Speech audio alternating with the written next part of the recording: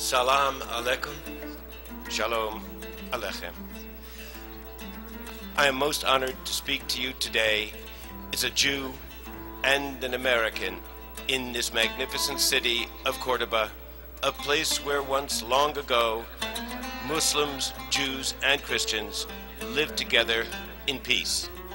Jacob Bender ایک امریکی یہودی فلم میکر ہیں جو آج کل اپنی نئی فلم آؤٹ آف کردوبا کی دنیا بھر میں اسکریننگز کے سلسلے میں مصروف ہیں. جیکب نے اپنی فلم میں اندلوسیہ یا مسلم اسپین کے اس دور کی منظر کشی کی ہے جب تقریباً 1000 برس قبل مسلمان، یہودی اور عیسائی ساتھ رہتے اور کام کر رہے تھے. یہ وہ زمانہ تھا جب مسلمانوں اور یہودیوں نے مل کر دنیا کو جغرافیہ، ریاضی، فلکیات، طبیعیات اور طب جیسے علوم پہلی بار متعارف کروائے تھے اور جو آج بھی استعمال کیے جا رہے ہیں. جیکب نے اپنی فلم میں اس دور کی 2 نامور شخصیات اویرویز اور میمانڈیز کے کاموں کو نمایاں کرنے کی کوشش کی ہے.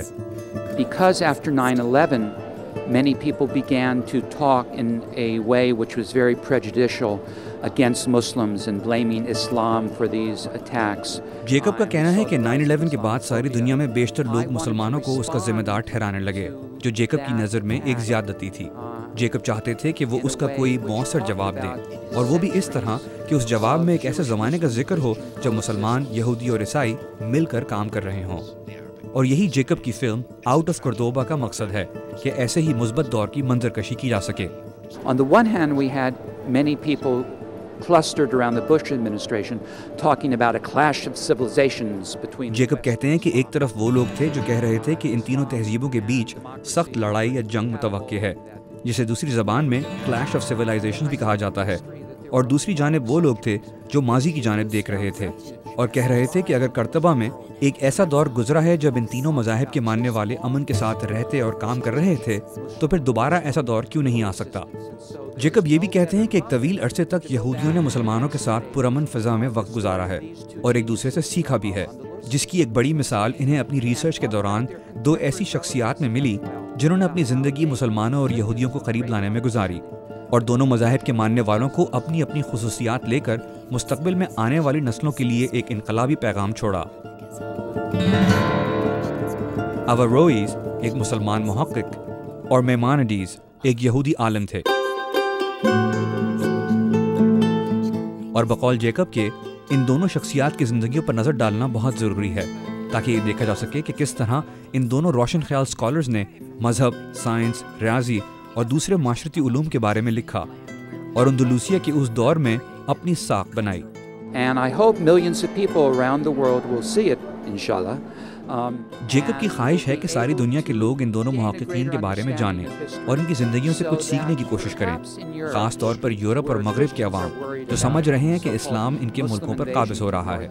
بقول جیکب کے ان لوگوں کو یہ سمجھنے کی ضرورت ہے کہ اسلام بنیادی طور پر یورپ میں پروان چڑھنے والا مذہب ہے جس نے یورپ اور مغرب کی ثقافتوں کو آگے بڑھنے میں بے حد مدد فراہم کی ہے. جیکب مزید کہتے ہیں کہ مغرب کے سائنسی انقلاب کی بنیاد اصل میں مسلمانوں نے ڈالی تھی اور یہ پہلو مغرب کی ترقی میں نمایاں طور پر نظر آتا ہے. اور اگر آپ موجودہ یورپی مضامین جیسے فلکیات، ریاضی اور کیمسٹری پر نظر ڈالیں تو آپ کو کرتبہ کے دور کی چیزیں ہی ملیں گی. جیکب کہتے ہیں کہ مغرب کے عوام اپنی ترقی کا سبب اپنے آپ کو ٹھہراتے ہیں جبکہ انہیں اپنے سے قبل اسلامی اسکالرز کا شکریہ ادا کرنا چاہیے. And let me get you right, you are an American Jew. Correct. And you have all these things to say about Muslims. Correct. Because I understand from my reading of history that we owe Islam a debt. کیونکہ عام طور پر امریکیوں اور یہودیوں کے بارے میں مسلم دنیا میں اچھے تاثرات نہیں پائے جاتے، اسی لیے میں نے جیکب سے پوچھا کہ ایک یہودی امریکی ہونے کے باوجود مسلمانوں کے بارے میں وہ اتنی پر امید باتیں کیسے کر رہے ہیں. جیکب نے جواب میں کہا کہ انہوں نے ماضی پر جتنی بھی ریسرچ کی ہے اس سے ان کو یہ معلوم ہوا ہے کہ مغربی دنیا اسلام کے قرضدار ہیں. جیکب مزید کہتے ہیں کہ یہودیوں نے 800 سال سے بھی زیادہ کا عرصہ مسلم دنیا میں گزارا اور وہاں انہوں نے ایک محفوظ اور اچھی زندگی گزاری، اور یہ کہ یہودی ثقافت نے اسلام سے علوم فنون اور دوسرے مضامین کے بنیادی ڈھانچے لیے ہیں اور یہودی زبان کی گرامر میں یہ ڈھانچے آپ کو نمایاں طور پر نظر آتے ہیں اور اسی لیے عربی اور ہیبرو میں آپ کو بہت سے مشترکہ پہلو ملیں گے.